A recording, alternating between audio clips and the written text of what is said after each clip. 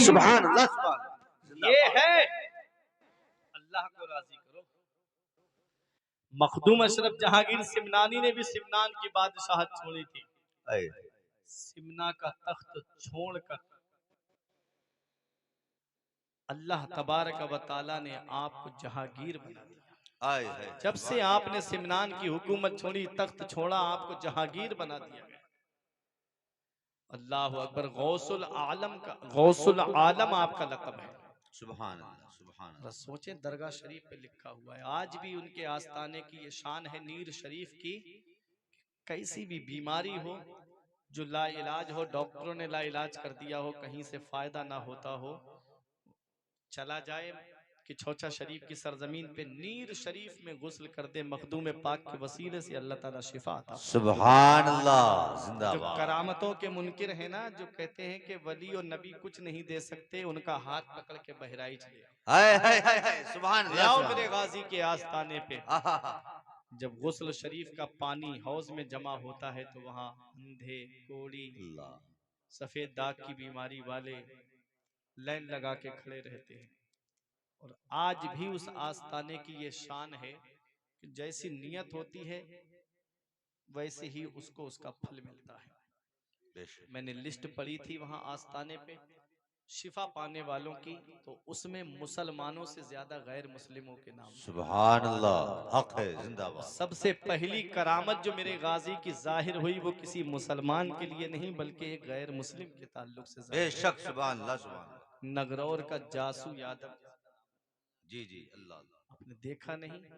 मेरे गाजी के आस्थाने की शान देखो। लोग कहते हैं कि वलियों के आस्थाने से क्या मिल जाएगा, क्या मिलता है, ये तो मर के माजल्ला मिट्टी में मिल गए। माजल्ला तो उनका अकीदा है, और वो वलियों से होते हुए नबी तक पहुंच जाते हैं माजल्ला। हमारा अकीदा तो यही है कि तू जिंदा है वल्लाह, तू जिंदा है वल्लाह। मेरी चश्मे आलम से छुप जाने वाले, मेरी चश्मे आलम से छुप जाने वाले। देखो सैयद सालार मसूद गाजी के आस्थाने की शान। जासू की बीबी जिसकी कोई औलाद नहीं, सास ने एक दिन ताना दिया अल्लाह कि अगर अब की कोई खुशखबरी सुनने को ना मिली तो मैं अपने बेटे से तुझको डिवोर्स दिलवा दूंगी, अल्लाह तुझे तलाक दिलवा दूंगी और अपने बच्चे की दूसरी शादी करूंगी। औरत सब कुछ बर्दाश्त कर लेती है, लेकिन ये तलाक का जो मामला आता है ना, इसको बर्दाश्त नहीं कर पाती। बेशक बेशक। और जायज कामों में अल्लाह ताला को सबसे नापसंद अगर कोई काम है तो वो तलाक है। बेशक अल्लाह बेशक। को पसंद। जी जी हक है। मेरे आका हुजूर सल्लल्लाहु अलैहि वसल्लम के गुलामों, देखो मेरे गाजी के आस्थाने की शान। इतने कुर्ब में आप रहते हो, अपनी किस्मत पे नाज करो। इस आस्थाने पे बड़े बड़े औलिया इकराम घुटनों के बल चलते हुए, सुभान अल्लाह, पंजों के बल चलते हुए नजर आए। हमको तो कुछ नजर नहीं आता, जिनको नजर आया वो एड़ियों के बल चलते हुए नजर आए। बड़े बड़े बादशाह आए इस आस्थाने पे हाजिरी देने के लिए। सफरनामा इब्ने बतूता में लिखा, इब्ने बतूता जिसने दुनिया घूमी थी वो भी आया था गाजी पाक के आस्थाने पे हाजिरी देने के लिए। सुभान अल्लाह सुभान अल्लाह। अरे इस आस्थाने की शान ही अलग है, इस आस्थाने का तो मकाम ही अलग है।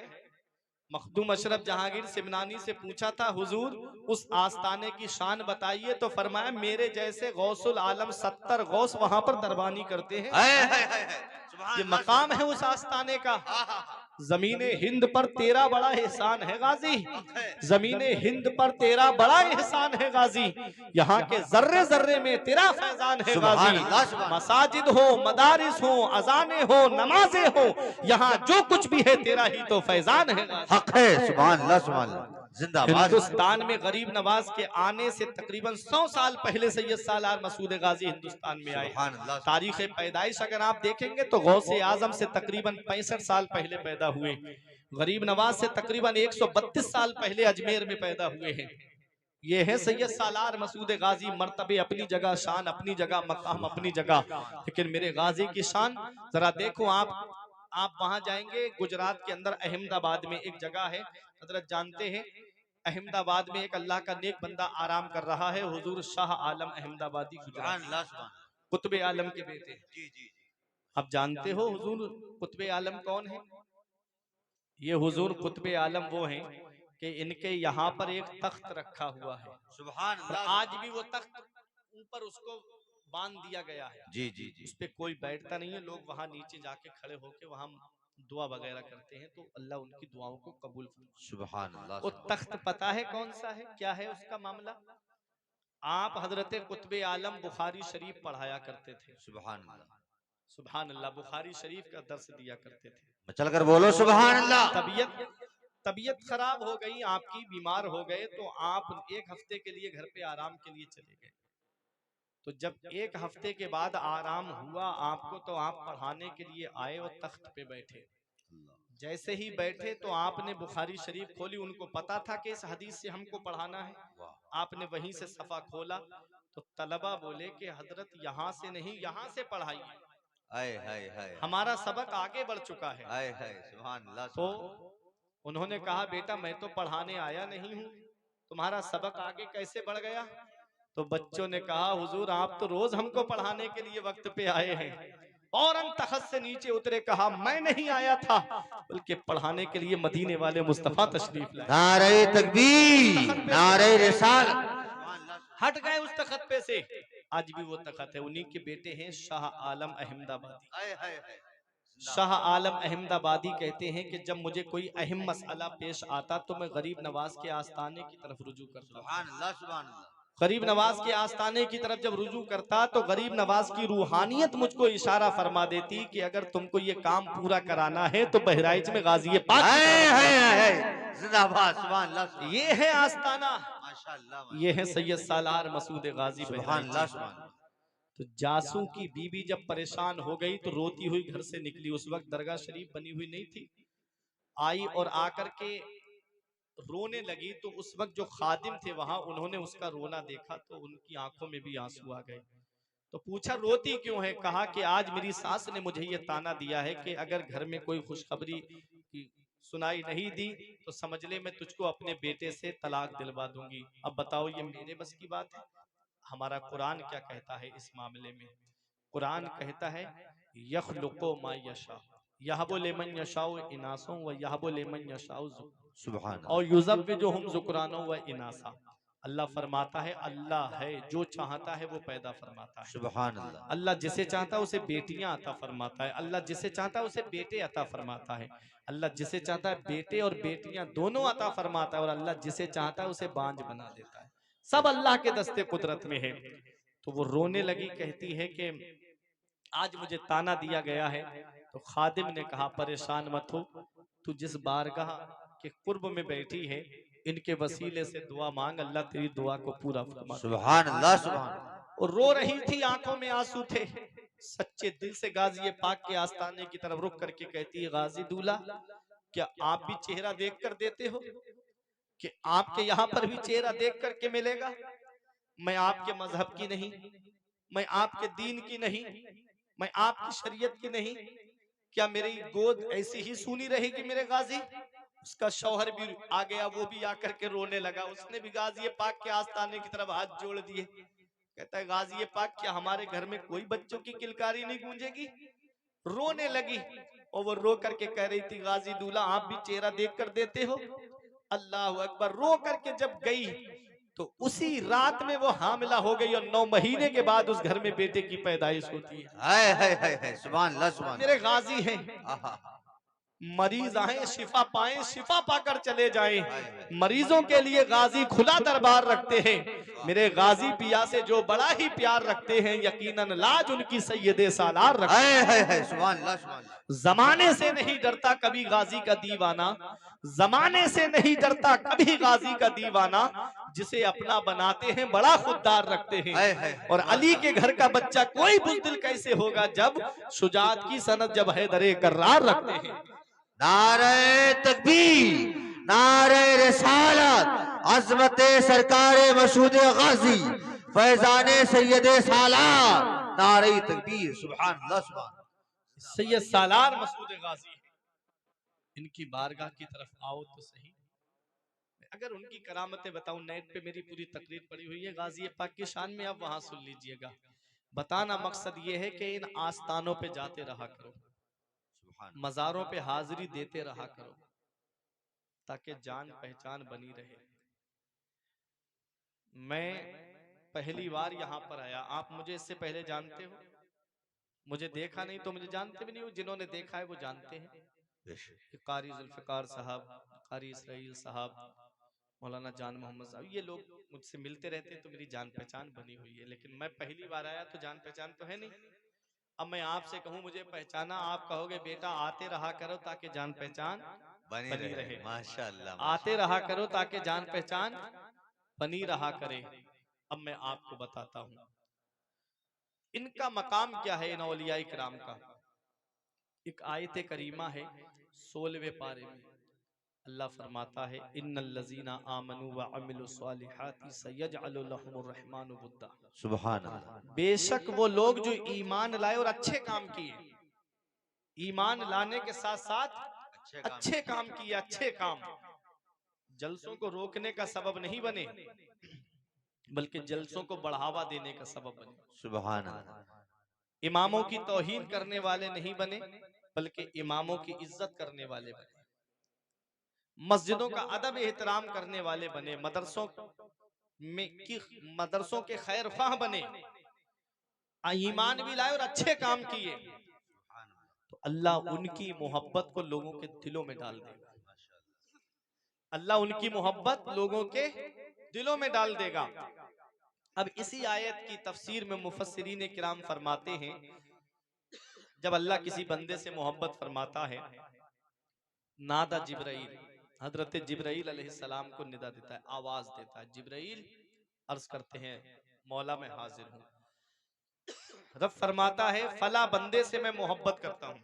सुभान अल्लाह। जिब्रील अलैहिस्सलाम अर्ज करते हैं मौला मेरे लिए क्या हुक्म है? रब फरमाता है तुम भी उससे मोहब्बत करो। हाय हाय हाय, सुभान अल्लाह, सुभान अल्लाह। तुम भी उससे मोहब्बत करो। फला बंदे से अल्लाह मोहब्बत फरमाता है, जिब्राइल तुम भी उससे मोहब्बत करो। जिब्राइल अलैहिस्सलाम कहते हैं मौला मैंने मोहब्बत की, अब मेरे लिए क्या हुक्म है? रब फरमाता है तमाम फरिश्तों में ऐलान कर दो कि फला बंदे से अल्लाह मोहब्बत फरमाता है, तमाम फरिश्ते उस बंदे से मोहब्बत कर। हाय हाय हाय हाय, सुभान अल्लाह, सुभान इन वलियों की मोहब्बत का चिराग कैसे बुझाओगे? इनकी मोहब्बत का चिराग तो पहले आसमानों पे जला है। हाय हाय हाय हाय, सुभान अल्लाह, सुभान अल्लाह, माशाअल्लाह। पहले वहां जाके बुझाओ। जिब्राइल अलैहिस्सलाम कहते मौला अब क्या हुक्म है? रब फरमाता है पूरी रूए जमीन पे ऐलान कर दो कि फला बंदे से अल्लाह मोहब्बत फरमाता है, तमाम लोग उससे मोहब्बत करें। तमाम रूए जमीन पे ऐलान कर दिया जाता है। यही वजह है कि गौसे आजम तो बगदाद में है, हिंदुस्तान आए नहीं, लेकिन आज भी पूरी दुनिया सरकार गौसे आजम को याद। सुभान अल्लाह, सुभान अल्लाह, हक है जिंदाबाद। गरीब नवाज अजमेर में है, पूरा हिंदुस्तान घूमे नहीं, लेकिन आज भी हम सो के नहीं उठ पाते हैं, कई क्विंटल फूल गरीब नवाज के आस्थाने पे चढ़ जाते हैं। बेशक बेशक बेशक। यही वजह है कि गाजी पाक बहराइच में आराम कर रहे हैं और इनके नाम की महफिलें बाहर सजाई जा रही हैं। सुभान अल्लाह, सुभान। वजह क्या है कि अल्लाह ने इनकी मोहब्बत लोगों के दिलों में डाल दी है। सुभान अल्लाह, सुभान अल्लाह। इनकी मोहब्बत अल्लाह ने लोगों के दिलों में जमा दी है। पीर जहांगीर शाह की मोहब्बत लोगों के दिलों में डाल दी है। यही वजह है कि हम हर साल इनके नाम की महफिल सजाते हैं और आस्थानों पे आया करो। मैं एक हदीस पाक का मफहूम बताता हूं।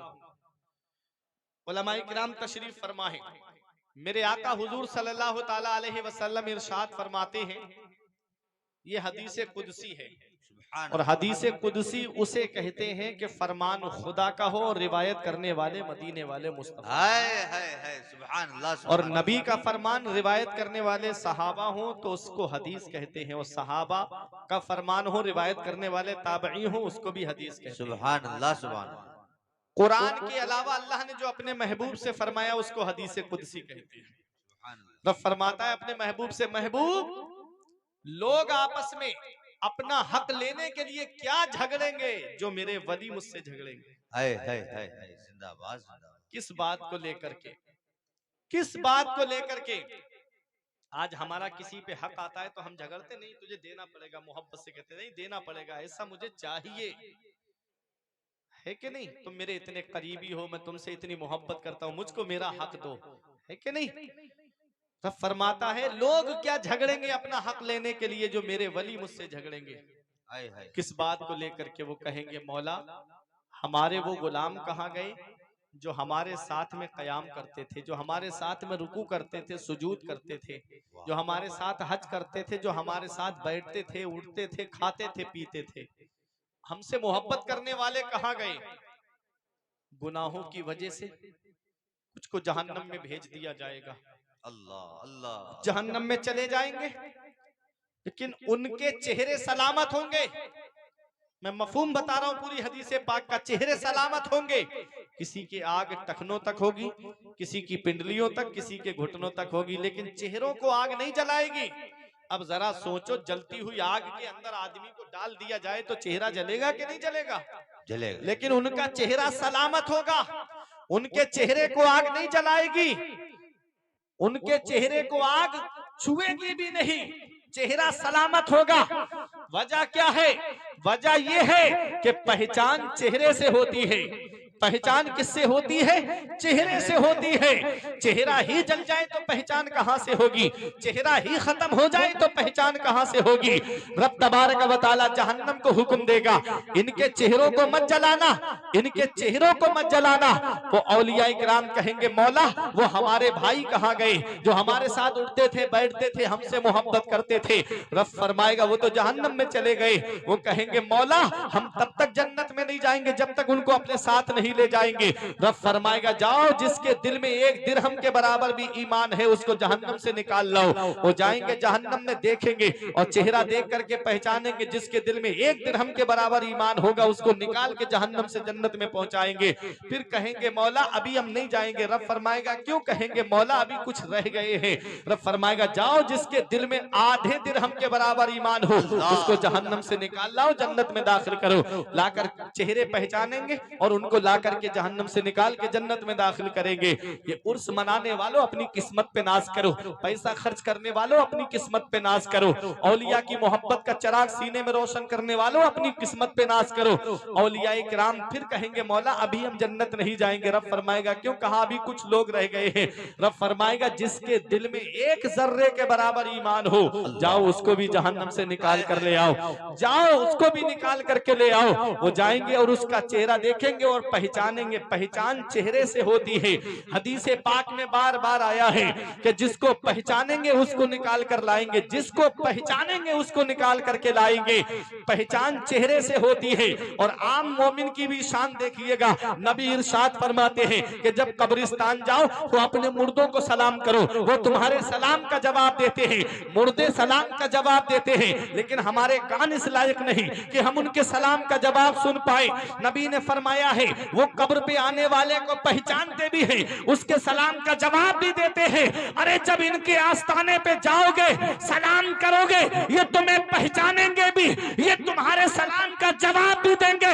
इसलिए गाजी पाक के आस्थाने पे आते जाते रहा करो, पीर जहांगीर के आस्थाने पे आते जाते रहा करो, आला हजरत के आस्थाने पे आते जाते रहा करो, मखदूम अशरफ जहांगीर सिमनानी के आस्थाने पे आते जाते रहा करो, सरकारे बासा के आस्थाने पे आते जाते रहा करो, सरकारे मसौली के आस्थाने पे आते जाते रहा करो। कि अगर कभी बदअमली की वजह से जहन्नम चले भी गए तो ये औलिया इकराम की मोहब्बत का जो चिराग सीने में रोशन है ये औलिया इकराम जहन्नम से निकाल करके जन्नत में दाखिल। नारे तकबीर, नारे रिसालत, मसलके आला हजरत, अज़मते औलियाए किराम, अज़मते शोहदाए किराम, हुजूर खलीफे हुजूर हसन मिल्लत, सुभान अल्लाह सुभान अल्लाह।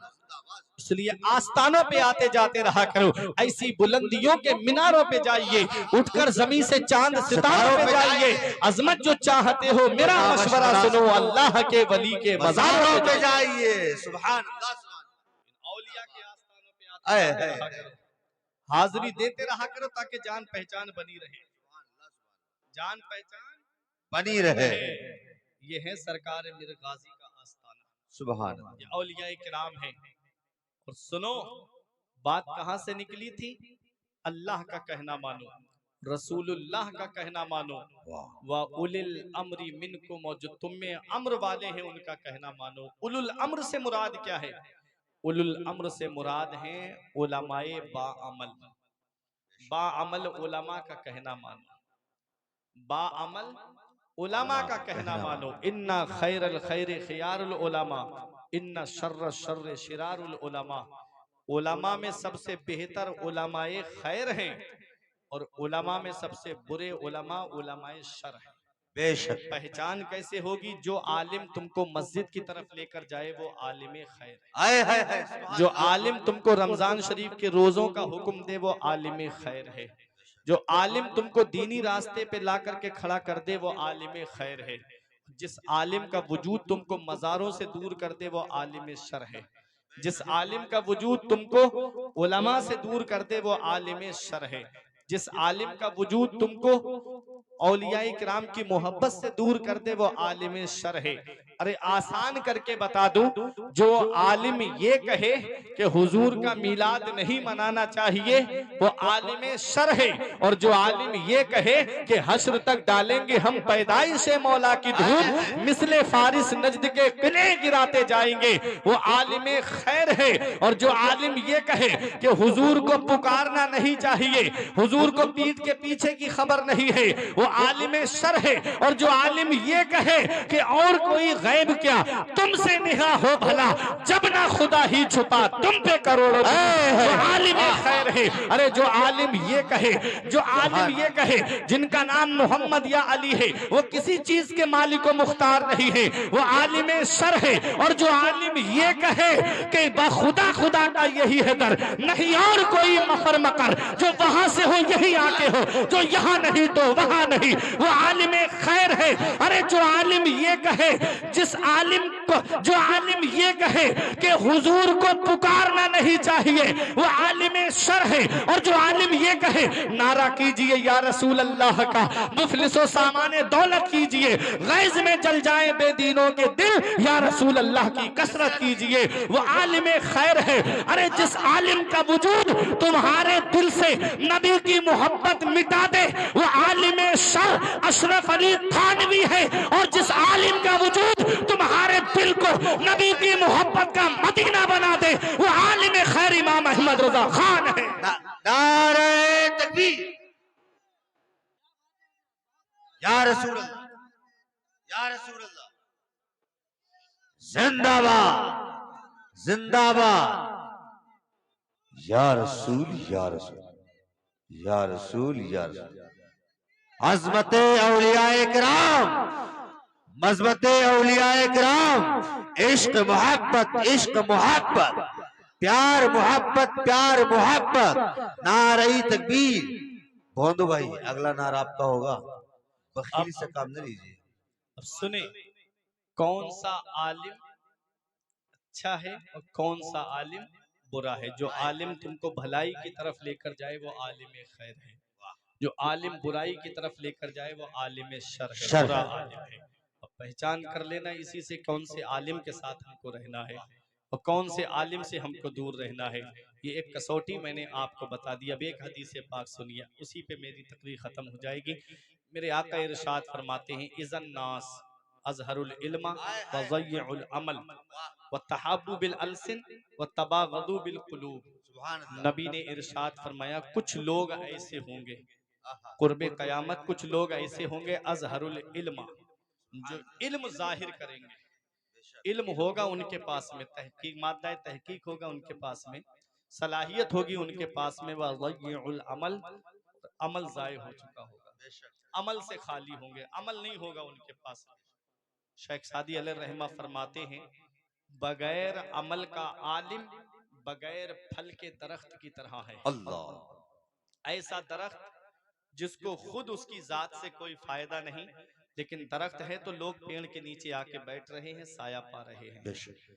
आलिम बाअमल हो तो उसके बारे में मेरे आका फरमाते हैं, जिसने बाअमल आलिम दीन का चेहरा देखा तो उसने मुझको देखा। सुभान अल्लाह, जिसने सुभान बाअमल आलिम से मुसाफहा किया उसने मुझसे मुसाफहा किया। अल्लाह, जिसने बाअमल आलिम के पीछे नमाज पढ़ी उसने मेरे पीछे नमाज पढ़ी। सुभान अल्लाह। तो बाअमल आलिम, आलिम शर और आलिम खैर। तो आलिम, देखिए नबी ने फरमाया कुछ लोग ऐसे होंगे जो इल्म तो जाहिर करेंगे, इल्म होगा लेकिन अमल जाय हो चुका होगा। और दीन क्या है? अद्दीन और नसीहा। दीन खैर ख्वाही का नाम है, दीन भलाई का नाम है। आज खैर ख्वाही है हमारे पास, आज भलाई है हमारे पास, आज खैर ख्वाही हमारे दिल से निकल गई। कुरूने ऊला में चलिएगा, एक साहब ने जमीन बेची और दूसरे साहब ने खरीदी। जब जमीन को जोतने के लिए वो गए तो उसमें जैसे ही उन्होंने जमीन को जोता तो खजाना निकला उसमें से। और जब खजाना निकला तो जमीन बेचने वाले के पास आए और उससे आकर के कहा कि भाई आपकी जमीन में ये खजाना निकला है, इसके मालिक आप हैं। उन्होंने कहा कि मैंने जमीन बेच दी है, अब आप उसके मालिक हैं, ये खजाना आपका है। हाय हाय हाय वो हाय। कहते हैं कि मैंने सिर्फ जमीन के पैसे दिए हैं, खजाने के पैसे नहीं दिए हैं, इसलिए ये खजाना आपका हाय है। हाय, सुभान अल्लाह, सुभान अल्लाह। आज अगर खजाना तो बहुत दूर की बात है, अगर 1000 का नोट भी उसमें मिल जाता, पहली बात तो चल नहीं रहे, अगर मिल भी जाता तो क्या बताता जमीन वाले को? अरे हाल ऐसा बन गया है, इत्तेफाक ये कहिएगा, खामोशी के साथ में प्रोग्राम सुनिएगा, मजे लेने के लिए जलसों में मत आया करो बेटा। जलसे बड़ी मेहनतों से सजाए जाते हैं, भीख की तरह पैसे मांग के दरवाजे दरवाजे जाया जाता है, हाय हाय। तब कहीं जाके ये ऐसे जलसे सजते हैं। बेशक अल्लाह बेशक। के वली के कुर्ब में आए हो, इतना याद रखना, बुजुर्गों ने कहा था आलिम के सामने जाओ तो जुबान संभाल के बैठो, और जब वली के दरबार में जाओ तो दिल संभाल के सुभान बैठो। अल्लाह, हक है। क्योंकि आलिम जुबान की बात पकड़ता है और वली दिल के खतरात से वाकिफ होता है। बेशक बेशक बेशक। आप किस नियत से आए हो, किस इरादे से आए हो, ये सब तुम्हारे दिल के इरादे जानते हैं। सुभान अल्लाह। इसलिए जलसों में खुलूस दिल के साथ में बैठा करो। उन्होंने कहा मैंने जमीन बेची है, ये जमीन आपकी है। वो कहते हैं मैंने सिर्फ खजाने, मैंने जमीन के पैसे दिए, खजाने के नहीं दिए हैं, इसलिए ये खजाना मेरा नहीं है।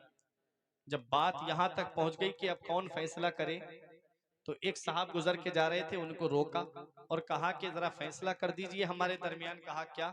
कहा मैंने जमीन बेची, इन्होंने खरीदी। कहा ठीक। कहा अब जमीन इन्होंने जोती तो उसके अंदर से खजाना निकला, ये खजाना मुझको दे रहे हैं, कह रहे हैं ये आपका खजाना है। मैंने जमीन बेच दी तो मालिक ये बन गए, तो खजाना इनका हुआ। उन्होंने कहा तुम्हारी बात सुन ली, अब इनकी सुनो। उसने कहा मैंने जमीन के पैसे दिए थे, खजाने के नहीं दिए थे, इसलिए ये खजाना मेरा नहीं। ये खैर ख्वाही है, ये देखे मोहब्बत है आपस में। हाय हाय। तो उन्होंने कहा कि अब कैसे फैसला होगा हमारे दरमियान? तो जाने वाले ने कहा कि पहले ये बताओ तुम्हारे बच्चे हैं? उसने कहा हाँ मेरे बच्चे हैं। एक ने कहा मेरी एक बेटी है, और दूसरे ने कहा मेरा बेटा है। कहा उनकी शादी कर दो और ये खजाना जो है उनकी शादी में खर्च। हाय हाय हाय, सुभान अल्लाह, सुभान ये अल्लाह। खैर ख्वाही है, जिंदाबाद जिंदाबाद। ये खैर ख्वाही है। सुभान अल्लाह। आज खैर ख्वाही हमारे दिल से निकल गई। बेशक बेशक। आज हमको लड़ने से फुर्सत नहीं, आज हम बिरादरियों के नाम पे लड़ते अल्लाह हैं, अल्लाह आज हम कबीलों के नाम पे लड़ते हैं, अल्लाह अल्लाह आज हम खानदानों के नाम पे लड़ते हैं। अल्लाह। अल्लाह ने कुरान में फरमाया अल्हाकुमुत तकासुर हत्ता जुरतुमुल मकाबिर, माल की ज्यादा तलबी ने तुमको गाफिल रखा, अल्लाह तफाखुर ने तुमको गाफिल रखा, हत्ता जुरतुमुल मकाबिर, यहाँ तक कि तुमने कब्रों का चेहरा देख लिया। अल्लाह अल्लाह। अल्लामा सावी तफसीर जलालैन और कई तफसीर की किताबें हैं, उसमें है इसका मतलब क्या है। आदमी पहले अपना फख्र जाहिर करता है कि मैं ये हूँ, मेरा बाप ये है, मेरा दादा ये था, मैं ये था, मैं वो था, मेरे नाना ऐसे, मेरे दादा ऐसे, फख्र या लहजे में। फिर जिंदों से मुर्दों पे पहुंचता है, मेरे दादा ऐसे, मेरे नाना ऐसे, मेरे परनाना ऐसे, मेरे ये खानदान वाले ऐसे, मैं ऐसा, मैं ये, मेरा उससे ताल्लुक है। ये तफाखुर इसने गाफिल रखा इंसान को, हत्ता जुर्तुमुल मकाबिर, यहाँ तक कि कब्रों के अंदर चले गए, अल्लाह। कब्रों का चेहरा देख लिया। मैंने मकान इतना बड़ा बनाया है, मैंने प्रॉपर्टी इतनी जमा की है, मेरा इतना अकाउंट जमा हो गया, मेरे फला फला जगह प्लाट पड़े हुए हैं, बस तफाखुर में। जिंदगी गुजारी हत्ता जुर्तुमुल मकाबिर, यहाँ तक कि कब्रों का चेहरा देख लिया, अल्लाह कब्रों में पहुंच गए। कभी नौजवानों तुमको ये लगे ना कि मैं दुनिया में आया किस लिए हूं, आज जिन कब्रों को हम भूल गए ना, उसकी मिट्टी हम अपनी नाफ में लेकर के घूम रहे हैं। अल्लाह उसकी मिट्टी हमारे जिस्म में लगी हुई है। मैंने पढ़ा था मिन्हा खलकनाकुम की तफसीर में कि जब नुतफा रहम में करार पाता है, जब हमल ठहरता है, तो जिस जगह उसको दफन होना होता है वहां की मिट्टी ले जाकर के फरिश्ता नुतफे में मिला देता है। अल्लाह अल्लाह जब कब्र में दफन किया जाता है, रब फरमाता है मिन्हा खलकनाकुम, हमने तुमको यहीं की मिट्टी से पैदा किया, सुभान अल्लाह वफीहा नुईदुकुम, और इसी में तुमको हमने लौटा दिया, व मिन्हा नुखरिजुकुम तारतन उखरा, और कयामत के दिन इसी जगह से तुमको दोबारा निकालेंगे। आए घमंड किस बात पे, तकब्बुर किस बात पे, दौलत पैसे की खासियत है कि जब तक जिस्म में सांस है तब तक पैसे से फायदा उठा सकते हो, जैसे ही बदन से रूह निकली पैसा कूद के दूसरे की झोली में चला जाता है।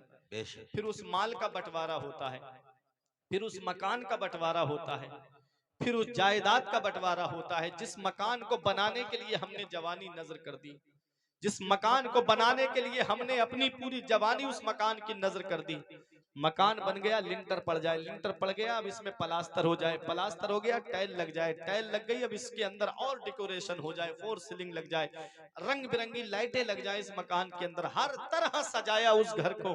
जिस घर में ठहरना 2 दिन है और जिस घर में हमेशा रहना है, कैसा है वो घर मालूम नहीं। अल्लाह उस कब्र की काली कोठरी को हम भूल गए। वो कब्र रोजाना इंसान से पुकार के कहती है मेरे ऊपर तेज चलने वाले, सीना तान के चलने वाले, गाड़ियां दौड़ाने वाले, इतना याद रखना मैं कीड़े मकोड़ों का घर हूँ, मैं तन्हाई का घर हूँ, मैं वहशत का घर हूँ, मेरे अंदर आए तो रोशनी का इंतजाम करके आना, मेरे अंदर आए तो कीड़े मकोड़ों से हिफाजत का इंतजाम करके आना। लेकिन हम भूल गए। आज हमारे कान में एक चींटी चली जाए तो पूरी रात हमारी नींद उड़ जाती है। कब्र में तो कैसा कैसा कीड़ा है। कभी बरसात के मौसम में कब्रिस्तान चले जाया करो, दीवार पे देख लिया करो कैसे कैसे कीड़े उस पे जमा हो जाते हैं। अल्लाह कभी सोचा उस कब्र के बारे में, कभी सोचा कब्र की तारीकी के बारे में। अरे हमारे बुजुर्ग जिनको दुनिया में जन्नती होने की बशारत मिली, वो कब्रिस्तान से गुजरते तो खड़े होके इतना रोते, इतना रोते। हजरत उस्मान गनी इतना रोते थे, दाढ़ी भीग जाती, आंसू जमीन पे गिरते। पूछने वाले पूछते हुजूर आप इतना रोते हो? तो हजरत उस्मान गनी कहते हैं कि ये कब्र दुनिया की मंजिलों में सबसे आखिरी मंजिल है और आखिरत की मंजिलों में सबसे पहली मंजिल है।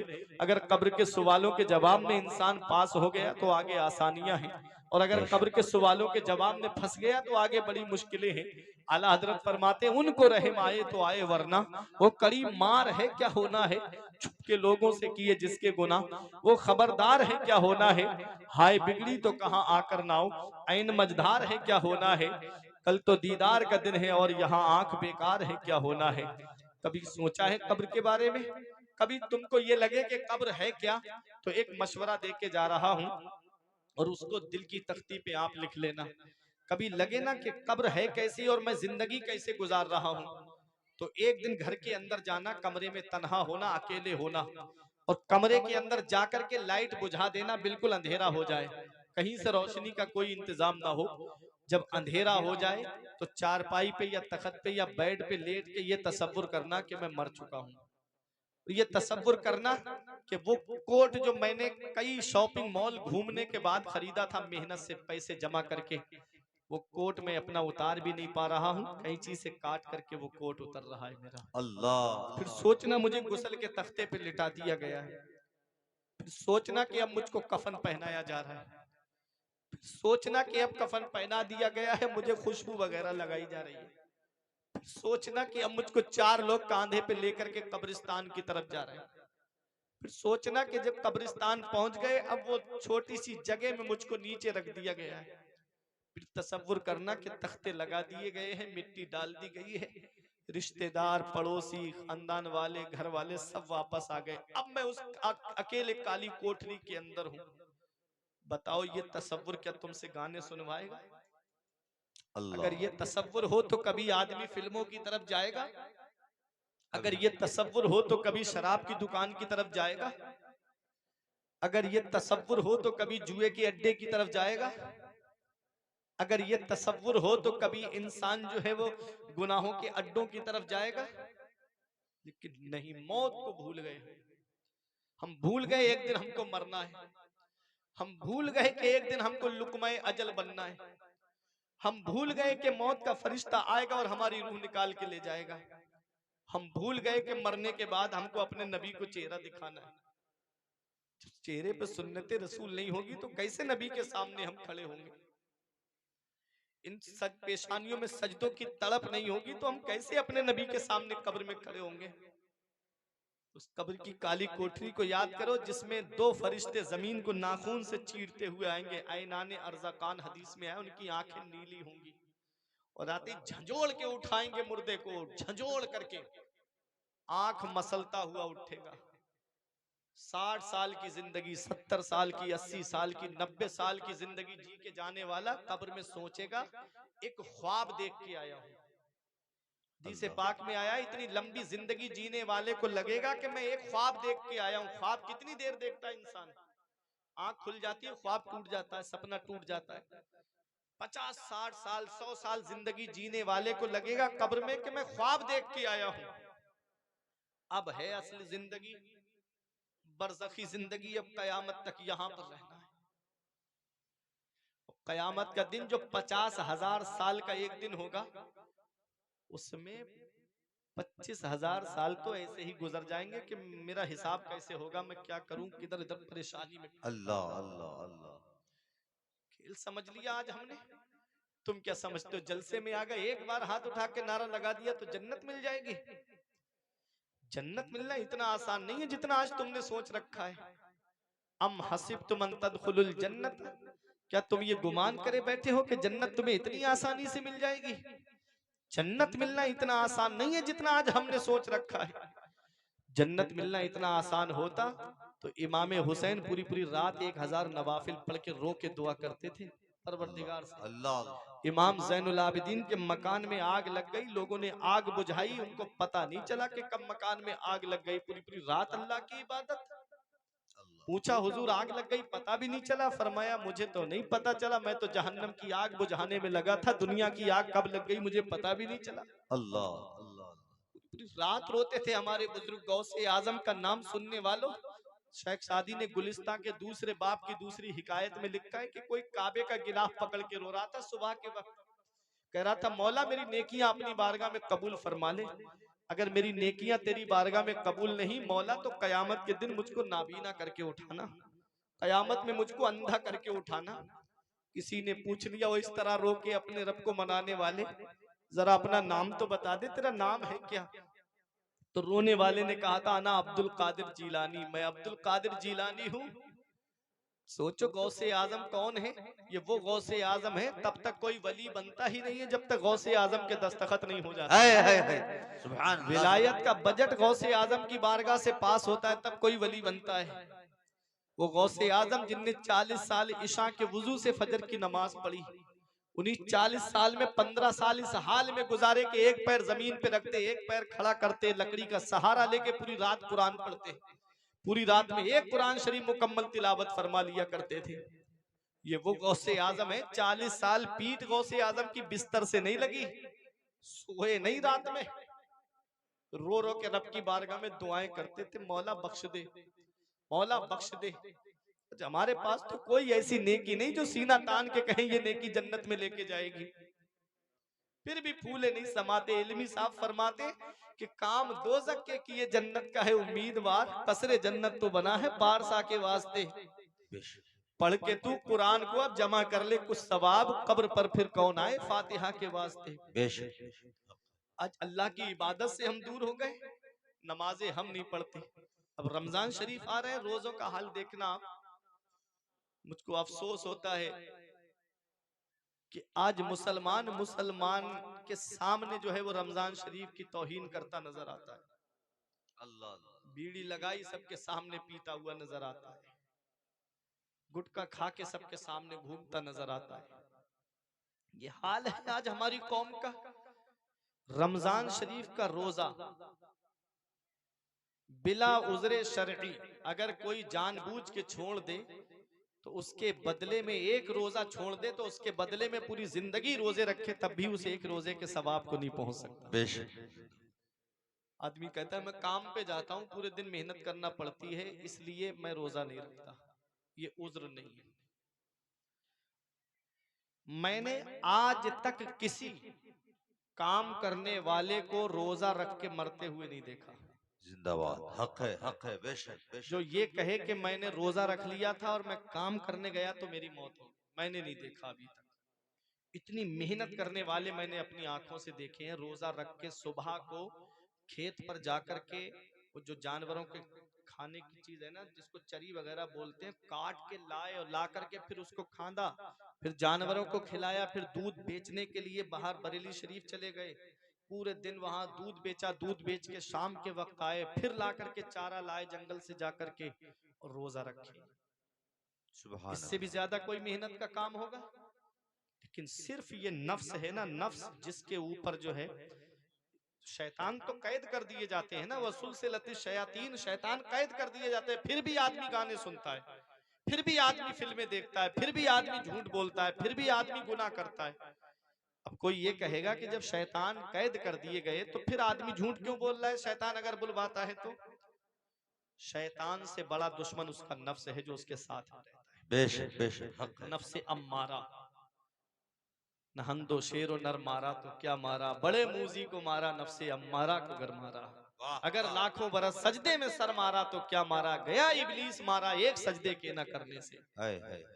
सबसे बड़ा दुश्मन ये नफ्स है, नफ्स जो हमारे साथ रहता है। अभी मौलाना जान मोहम्मद साहब से आपने शेर नहीं सुना था, रजा नफ्स दुश्मन है दम में ना आना। हाय हाय हाय। सुभान अल्लाह, सुभान रजा नफ्स दुश्मन है दम में ना आना, कहाँ तुमने देखे हैं चंद्राने वाले। सुभान अल्लाह, सुभान शैतान का और नफ्स के वसवसे में दो फर्क बताए गए इमाम गजाली की किताब मुकाशिफतुल कुलूब के अंदर, कि आदमी जब गुनाह करता है तो कोई गुनाह का तसव्वुर थोड़ी देर के लिए आया फिर हट गया जहन से, तो ये शैतान की तरफ से होता है।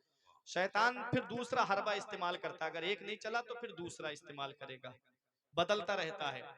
और नफ्स एक ऐसा दुश्मन है इंसान का, जब तक वो गुनाह करा नहीं लेगा तब तक वो चैन से नहीं बैठता है। हाय हाय, बेशक बेशक। जब बंदा मस्जिद में जाता है नमाज पढ़ने के लिए, इमाम गजाली फरमाते हैं तो शैतान मस्जिद के दरवाजे पे अपना सर मारता है, सर मारता रोता है कि अब मैं इसे कैसे बहकाऊं, अब तो ये नमाज पढ़ने चला गया। हाय तो नफ्स कहता है परेशान मत हो, मस्जिद से निकलने दे, अभी तेरे हवाले करती हूं। हाय।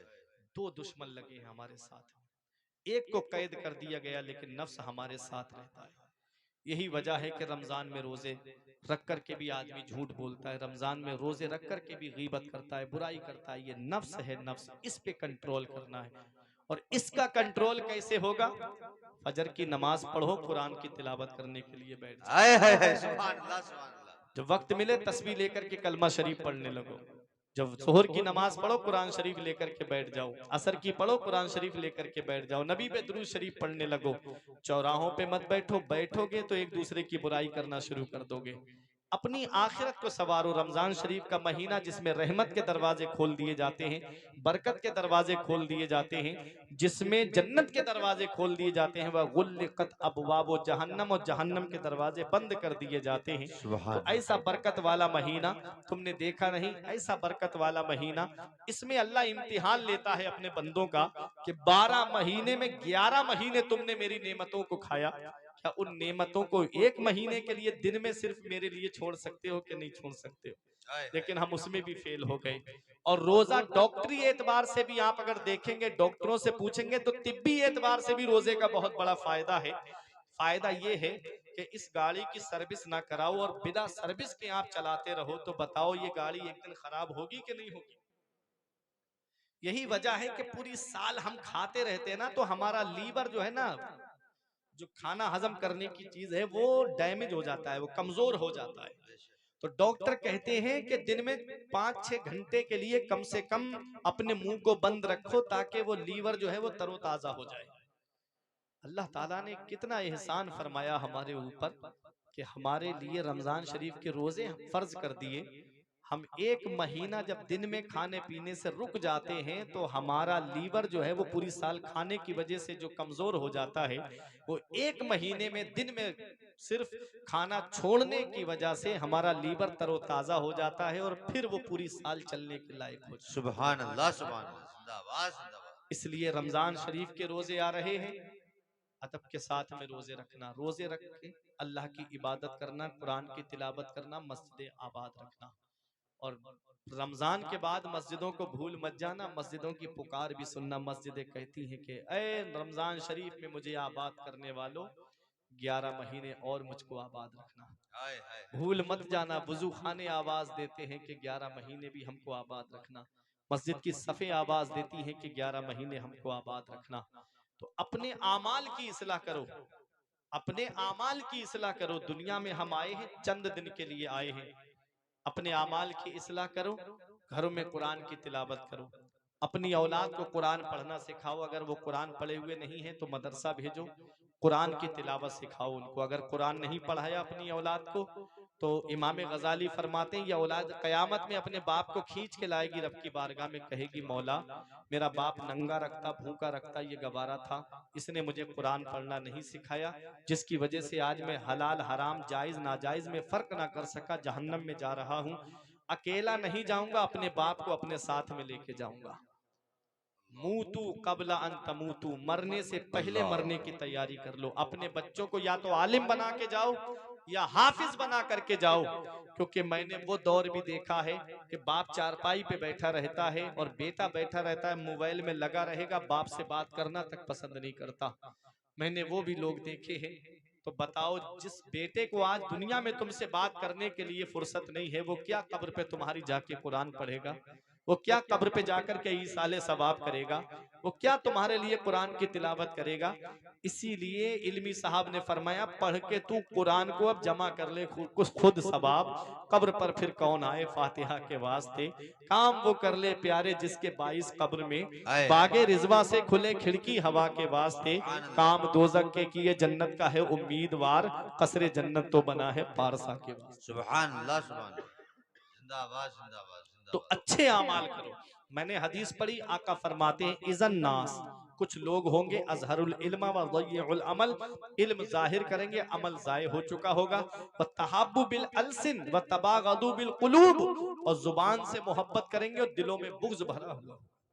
अल्लाह अल्लाह अल्लाह अल्लाह। जुबान से मोहब्बत करेंगे और दिलों में बुग़्ज़ भरा हुआ है, नफरत भरी हुई है। अल्लाह अकबर। अगर कोई भाई मकान बना ले, बिल्डिंग बना ले और वो दावत कर दे पास पड़ोस खानदान वालों की, तो खाना खाएंगे उसका, दावत खाएंगे उसकी, उस वक्त कहेंगे बहुत अच्छा खाना आपने खिलाया। जैसे ही बाहर निकले जमा होके, यार इतनी बड़ी बिल्डिंग बना ली, पैसा कहां से आया? इतने प्लाट खरीद लिए, पैसा कहां से आया? इतनी दौलत इसके पास आई कहां? देखो, जुबान से तो मोहब्बत है लेकिन दिलों में बुग़्ज़ भरे हुए, दिलों में नफरतें भरी हुई। इसका बच्चा आलिम बन कैसे गया? इसका बच्चा हाफिज कैसे बन गया? इसके घर में लोग इतने आराम में क्यों रहते हैं? जुबान से तो मोहब्बत है लेकिन दिलों में बुग़्ज़ भरे हुए। आज ये बीमारी भी हमारे अंदर पाई जाती है। आखिरी टुकड़ा हदीस का, नबी फरमाते व तकातउ बिल अरहाम, और रिश्तेदारियां तोड़ेंगे, जी जी। रिश्तेदारियां खत्म करेंगे। आज थोड़ा सा पैसा आ गया, थोड़ी सी दौलत आ गई, रिश्तेदारी खत्म। गरीबों के यहाँ जाना तक आदमी पसंद नहीं करता। सगा भतीजा, सगा भांजा, सगा भाई, सगा भतीजा, सगा भांजा, सगा भाई, अगर गरीब है तो पड़ोसी बता रहे हैं लोग, बेशक। और पता लगाओ ये मैयत किसी अमीर की होगी जो दौड़ दौड़ के कांधा लगा रहे हैं लोग। लगा रहे हैं लोग। बेशक। गरीबों के जनाजे में तो कोई जाना भी पसंद नहीं करता, और अमीरों के जनाजे में बार बार उसके सामने जाते हैं कि देखो सब्र से काम लो, ताकि पता चल जाए कि मैं भी उसके यहाँ पर आया था। गरीबों से तो दूर का, गरीबों से सगा रिश्ता आदमी जाहिर नहीं करता, अमीरों से तो दूर का डोरा भी जोड़ता है कि फला की तरफ से मैं इनका रिश्तेदार बैठता हूँ। ये मेरे आका हुजूर सल्लल्लाहु अलैहि वसल्लम का फरमान है, व तकातउ बिल अरहाम, और रिश्तेदारियां तोड़ी जाएंगी, रिश्तेदारियां खत्म की जाएंगी। आज बाप ने जरा सी कोई बात कह दी तो बेटा बाप से रिश्तेदारी तोड़ देता है, बाप से ताल्लुक खत्म कर लेता है। ए नौजवानों, ये माँ बाप जो हैं तुम्हारे लिए अल्लाह की बहुत बड़ी नेमत है। बेशक बेशक बेशक। जिस दिन इनकी चारपाई घर से उठ गई ना, उस दिन चिराग लेके भी ढूंढोगे तो माँ बाप जैसा प्यार करने वाली शख्सियतें नहीं है मिलेंगी, हक है, जिंदाबाद माँ बाप जिंदाबाद। जैसी मोहब्बत करने वाली शख्सियतें नहीं मिलेंगी। सुभान अल्लाह कभी सुभान। तुमको ये लगे मेरे बाप ने मेरे लिए क्या किया है, तो अपने बाप के हाथों की लकीरें देख लिया करो। हमने एक दिन पूछा था अपने अब्बा से, अब्बा मेरे हाथ की लकीरें नजर आ रही हैं, आपके हाथ की लकीरें कहाँ चली गई? तो एक जवाब दिया था, बेटा तुम्हारी तकदीर बनाते बनाते हमारे हाथ की लकीरें मिट गई। है बाप क्या नहीं करता अपनी औलाद के लिए, बाप कौन सी कुर्बानी नहीं देता अपनी औलाद के लिए, बाप कौन सी परेशानी नहीं उठाता अपनी औलाद के लिए। ये दूसरों के खेतों में पूरे दिन काम करने वाला ये एक बाप ही तो है, जो सोचता है 4 पैसे जमा हो जाएंगे मेरी औलाद के खर्चे में काम आएंगे। तुम्हें लगे मेरे बाप ने मेरे लिए क्या किया है, तो चलो बहराइच बस स्टैंड की तरफ, गाजी पाक के आस्थाने की तरफ, ये रात में 2 बजे 3 बजे ऑटो रिक्शा लेके चलने वाला ये एक बाप ही तो है, जो सोचता है 4 पैसे जमा हो जाएंगे मेरी औलाद के खर्चे में काम आएंगे। ये बंबई कमाने जाने वाला एक बाप ही तो है, ये बेंगलोर कमाने जाने वाला एक बाप ही तो है, ये पूना कमाने जाने वाला एक बाप ही तो है, ये महाराष्ट्र कमाने जाने वाला एक बाप ही तो है, ये 3-3 साल के लिए सऊदी कमाने जाने वाला एक बाप ही तो है, जो सोचता है मेरी औलाद के लिए पैसे जमा हो जाएंगे उसके खर्चे में काम आएंगे। अरे पूरे दिन फलों का ठेला लगा के गर्मी में खड़ा होने वाला एक बाप ही तो है, सर्दी में हाथों में दास्तान नहीं, पैरों में मोजे नहीं, कान से रुमाल नहीं, टोपा नहीं, और पूरे दिन सर्दी में ठिठुरता हुआ फलों के ठेले पे खड़ा होने वाला एक बाप ही तो है, जो सोचता है 4 पैसे जमा हो जाएंगे मेरी औलाद के खर्चे में काम आएंगे, मेरी औलाद की पढ़ाई में काम आएंगे। अरे नौजवानों, ये कोचिंग की फीसें भरने वाला एक बाप है, ये स्कूल की फीसें भरने वाला एक बाप है, ये यूनिवर्सिटी की फीसें भरने वाला एक बाप है, ये स्कूल की फीसें भरने वाला एक बाप है।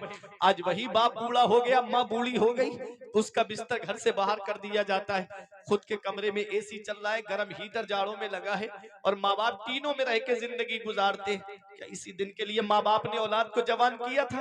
क्या इसी दिन के लिए माँ बाप ने औलाद को पाला था? हम कौन सा मुंह लेके अपने नबी की बारगाह में जाएंगे? कयामत में हमसे नबी ने पूछ लिया, बुढ़ापे में माँ बाप की दौलत मिली थी, बताओ क्या सुलूक करके आए? क्या कहोगे उनको घर से निकाल के आए? क्या कहोगे उन्हें एक एक पैसे के लिए तरसा के आए?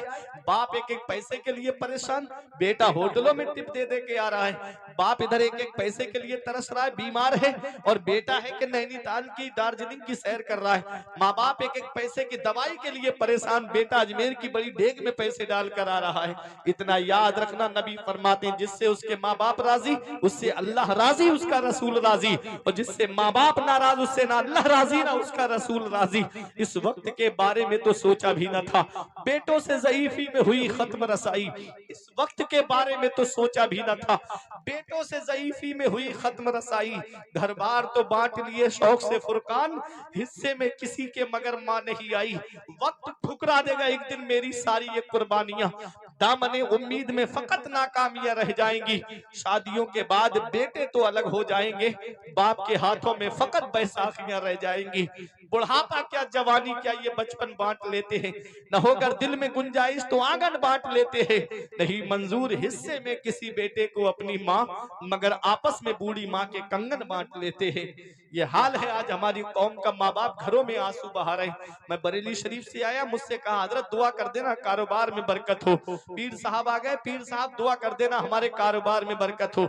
इतनी जल्दी किसी मौलाना की दुआ कबूल नहीं होगी, इतनी जल्दी किसी पीर की दुआ कबूल नहीं होगी, इतनी जल्दी किसी हाफिज की दुआ कबूल नहीं होगी, जितनी जल्दी औलाद के हक में उसके माँ बाप की दुआ कबूल होती है। नबी फरमाते हैं माँ बाप की दुआ औलाद के हक में ऐसे कबूल होती है जैसे नबियों की दुआ उम्मत के हक में कबूल होती है। नारे तकबीर, नारे रिसालत, मसलके आला हजरत, अजमते वालिदैन, अजमते वालिदैन, उर्से मुकद्दस, उर्से पीर जहांगीर शाह, नारे तकबीर। सुभान अल्लाह। अपने माँ बाप को अल्लाह की नेमत समझो।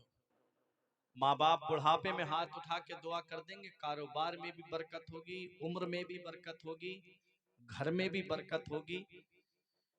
और अगर माँ बाप की आंख से आंसू निकले तुम्हारी वजह से, अगर वो परेशान हुए, तो अल्लाह ताला उस घर से बरकतें और रहमतें और सुकून सब उठा देते हैं। इसलिए अपने घरों के हालात का जायजा ले लो। जिस घर में माँ बाप रोते हैं औलाद की वजह से, अल्लाह उस घर से सुकून उठा लेता है। नरम गद्दों पे भी सोता है ना, तब भी उसको चैन की नींद नहीं आती। शादी में एसी मिली है ताकि घर कमरा ठंडा रहे। अगर माँ बाप परेशान हैं तो वो एसी भी जो है गर्म हवा देती नजर आएगी।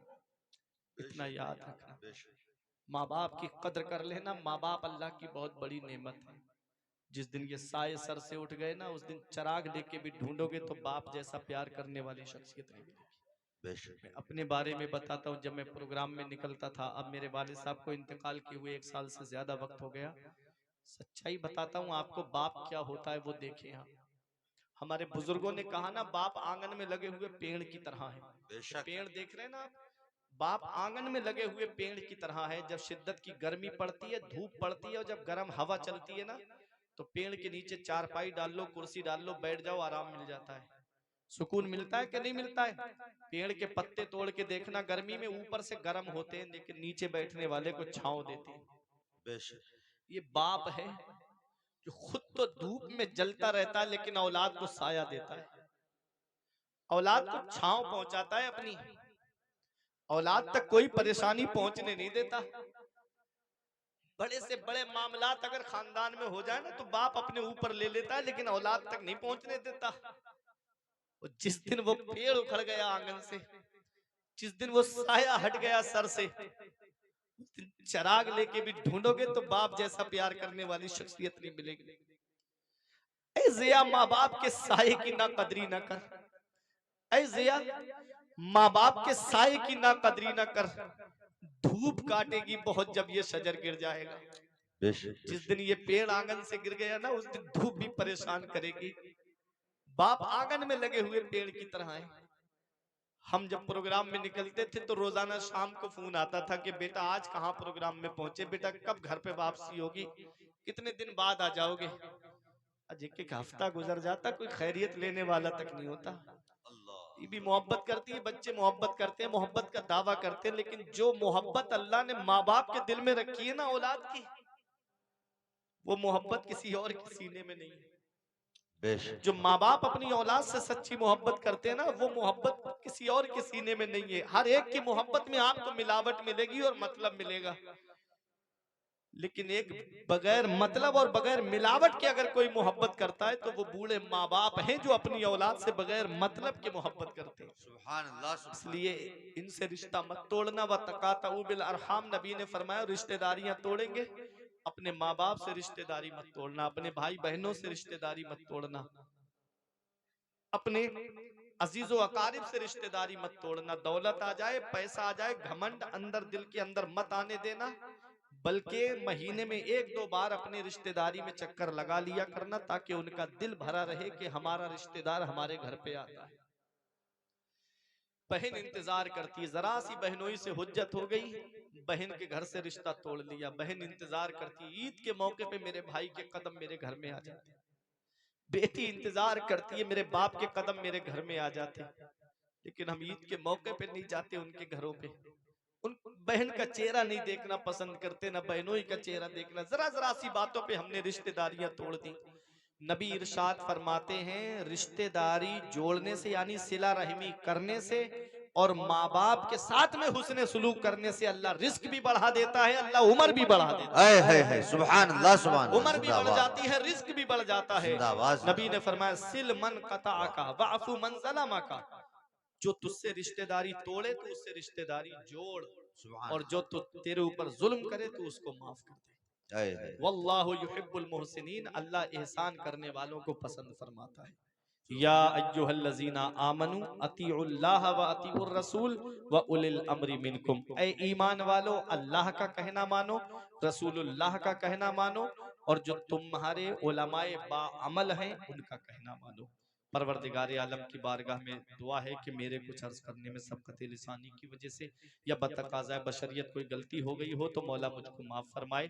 अस्तगफिरुल्लाह रब्बी मिन कुल्ले ज़ंबियों व अतूबु इलैह। कलमा तैय्यब पढ़े मेरे साथ मिलके, ला इलाहा इल्लल्लाहु मुहम्मदुर रसूलुल्लाह सल्लल्लाहु तआला अलैहि वसल्लम। ये जिंदगी सवारिए, दिलशाद कीजिए, लम्हात जिंदगी के ना बर्बाद कीजिए। जब मकसद हयात इबादत खुदा की है, पढ़िए नमाज, मस्जिदें आबाद कीजिए। सभी के सामने एक दिन जरूर आता है, ये हुस्न फानी है लेकिन गुरूर आता है।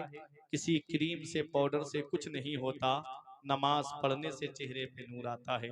रही कली तो फूल खिलेंगे, जिंदगी बाकी रही तो फिर मिलेंगे। अस्सलाम वालेकुम व रहमतुल्लाहि व बरकातहू। इतने प्रोग्राम